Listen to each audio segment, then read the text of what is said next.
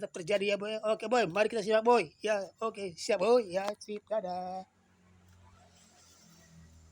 Boy, di sini ada Alkitab mengatakan yang terdapat di dalam itu ya Injil Matius pasal yang tidak salah boy. Kita lihat bersama Injil Matius pasal yang ke-26 tidak salah boy ya. 26 yaitu ayat yang ke-14 yang mengatakan ya demikian. Ini judulnya boy. Judulnya nih boy ya. Judas mengkhianati Yesus boy ya. Ini judulnya ini boy ya. Lihat dulu boy. Ini keterangan ini boy. Kemudian pergilah seorang dari ke-12 murid itu yang bernama Judas Iskariot kepada imam-imam kepala. Ia berkata, apa yang hendak kami berikan kepadaku supaya aku menyerahkan dia kepada kamu?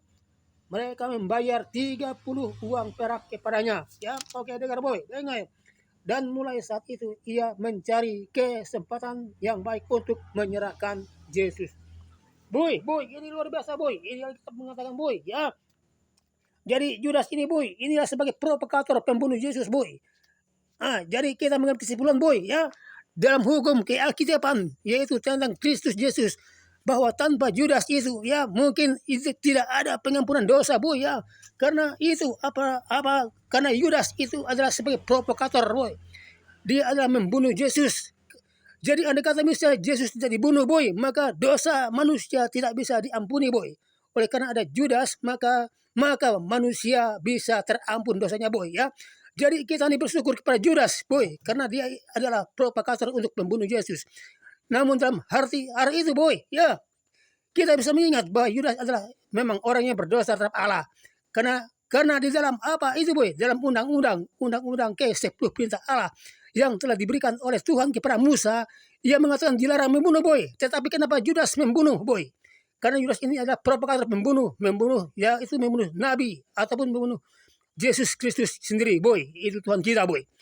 Jadi oleh karena itu boy, bahwa kita itu mengakui bahwa Judas adalah sebagai provokator pembunuh. Dia adalah kriminal yang terbesar boy.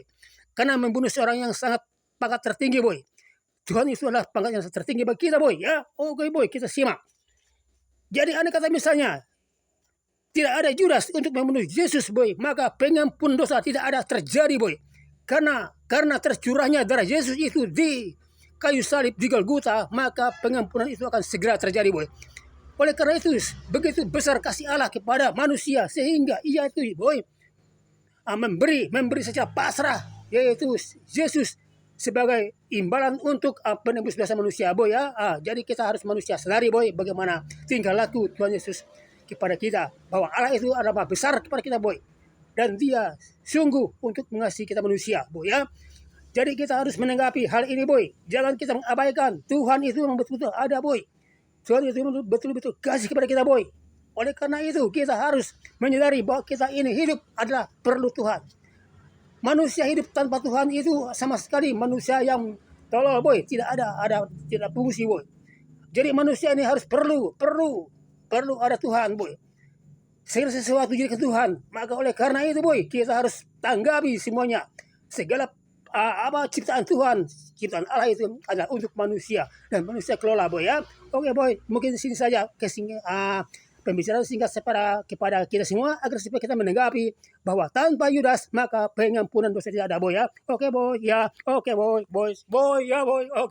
Oke boy. Selamat pagi boy ya. Selamat pagi. Boy memberkati. Amin boy. Amin.